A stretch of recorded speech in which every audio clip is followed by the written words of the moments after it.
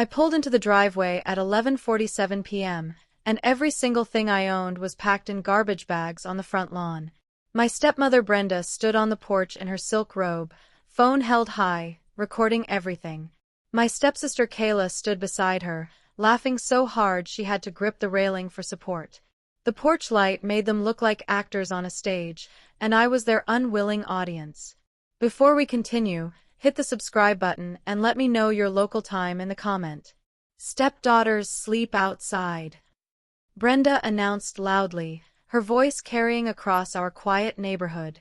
Real family gets the house. My name is Olivia Bennett. I'm 23 years old, and I work as a pediatric nurse at Seattle Children's Hospital. Until this very moment, I thought I still had a home. I thought the house my father left me, the one with my name on the deed right next to Brenda's, was still mine too. I sat frozen in my old Honda, still wearing my scrubs from a brutal 14-hour shift. My clothes were scattered everywhere across the grass like actual trash. My nursing textbooks were there too. Even my father's precious photo albums had been dumped out for all the neighbors to see. Everything I cared about was lying in the dirt like it meant nothing at all. This nightmare started 18 months ago when my dad died suddenly. Heart attack at just 52 years old. It was devastating and came out of nowhere. Brenda played the grieving widow perfectly at first, crying at his funeral and talking about how much she'd miss him. But 6 months later, she married Kyle, a contractor with plenty of money and a mean streak that matched hers perfectly. After their wedding, I became the problem she desperately needed to get rid of. "Why are you doing this?" I asked, walking slowly toward the lawn where my life was scattered. My legs felt like they weighed 1,000 pounds each. "Because you don't pay rent," Brenda said, still filming me with her phone. "Because you're not real family anymore. Because this is my house now, not yours. Dad left it to both of us. I own half of this property legally." Kayla snorted with laughter. "Mom's name is on everything now. You're nothing but a freeloader who takes up space." Then Brenda lowered her voice so only I could hear her cruel words. "You want to fight me, Olivia? I'll destroy you completely. Your father would be so ashamed of you right now." That last part hit me like a punch to the stomach. Dad had been my only real parent after my mom died when I was just 8 years old. He'd raised me all by himself, working 2 jobs just to put me through nursing school. And he'd trusted Brenda completely. That was his only mistake. I drove straight to a Holiday Inn and paid $89 for a room that smelled like old cigarettes and disappointment. Then I saw it on social media. Brenda had already posted her video with the caption, "When your stepdaughter refuses to contribute but expects free housing."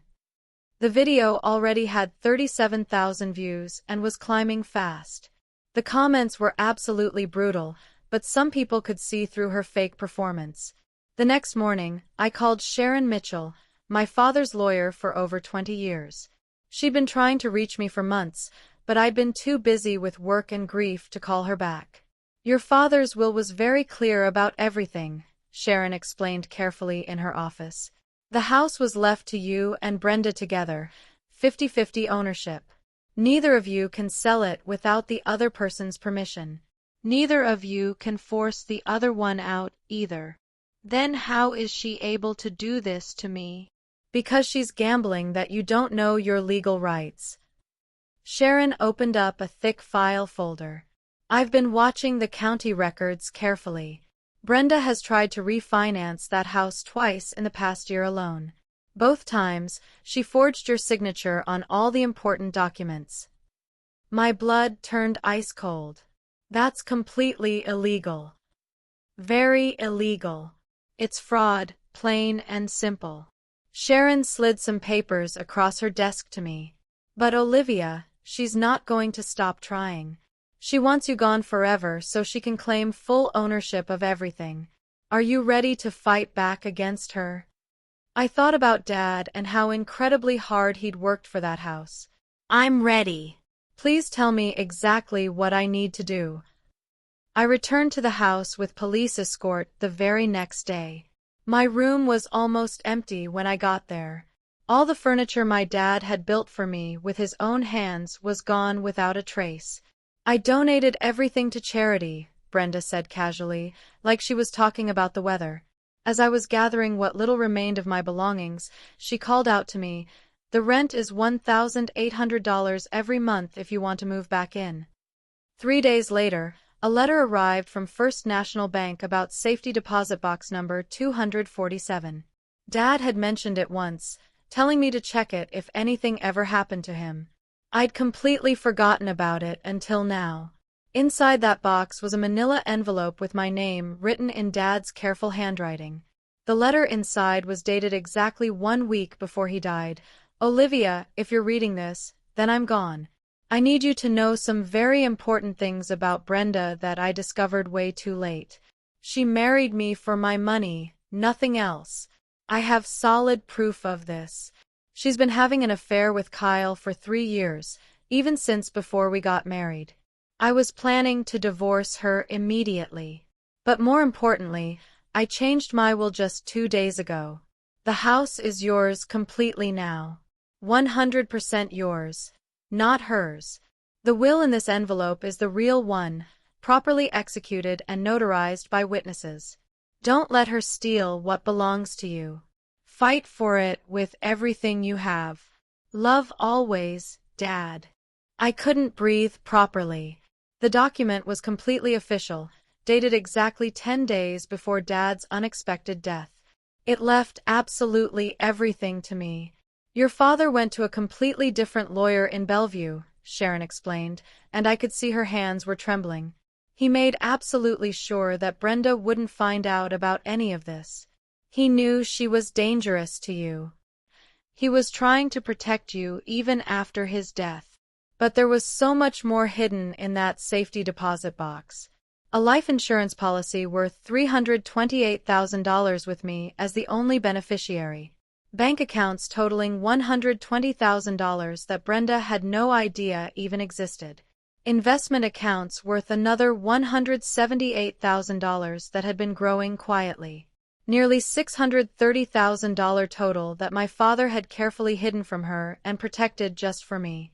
Sharon immediately filed the real will with the probate court.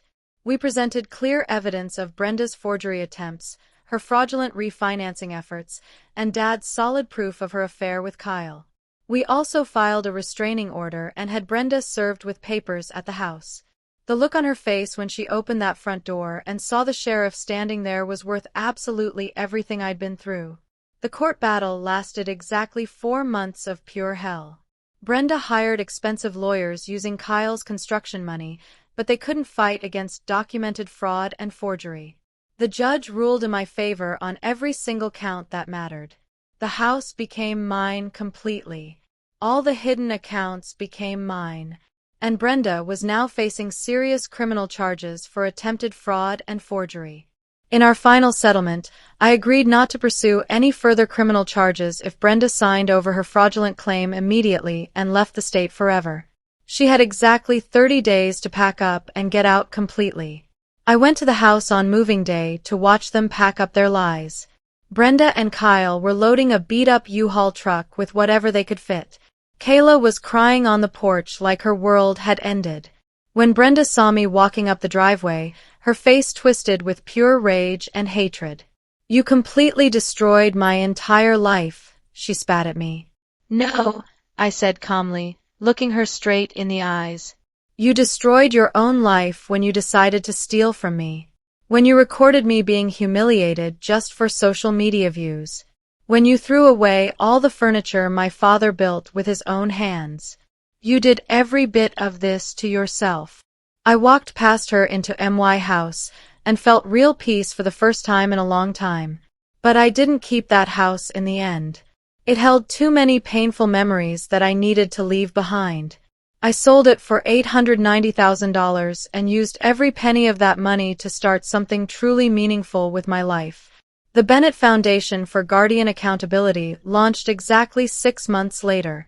We helped kids escape from abusive guardians, provided free lawyers for inheritance disputes, and offered counseling for orphans trying to navigate the broken system. Over the next 5 years, we expanded our work to 3 different states and successfully helped over 150 kids find safety and justice. I bought my own house after that, a beautiful craftsman home that I chose completely by myself.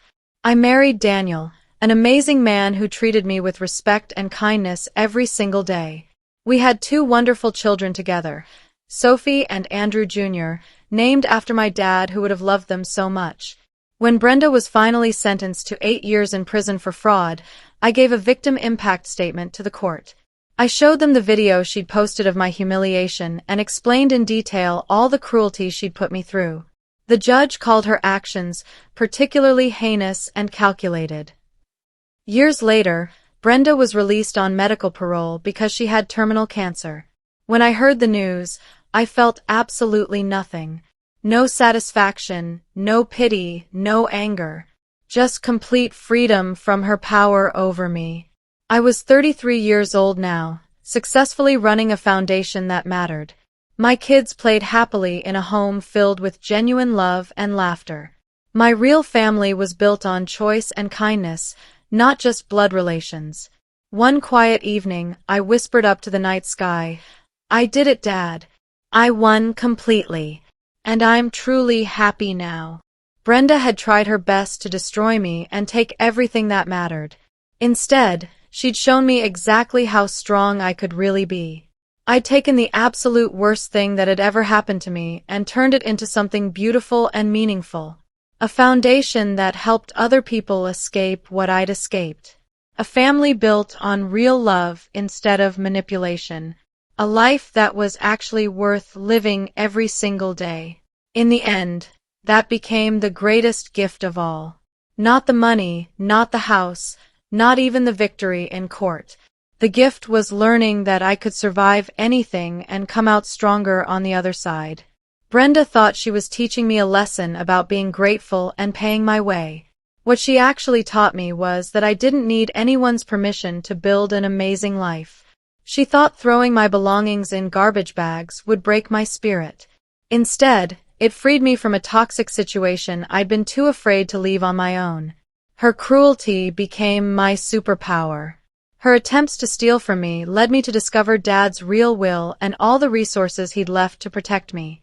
Her social media humiliation backfired when people saw through her lies and supported me instead. Every time she tried to hurt me, the universe seemed to hand me exactly what I needed to fight back and win. The Bennett Foundation grew bigger every year, helping more and more kids who needed someone to believe in them. Some of them reminded me so much of myself, scared, alone, convinced they had no power to change their situations. I got to show them that they were wrong about that. My children grew up knowing they were loved unconditionally. They never had to earn their place in our family or prove they deserved kindness. That cycle of cruelty died with Brenda's generation. And sometimes, when I signed another big donation check or celebrated another successful case, I actually felt grateful for what Brenda had put me through. Not because I enjoyed the pain, but because surviving it had made me exactly who I was meant to become. I was meant to be strong enough to protect other kids.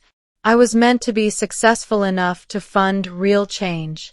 I was meant to be free enough to build something beautiful from the ashes of something terrible. And finally, completely, I was.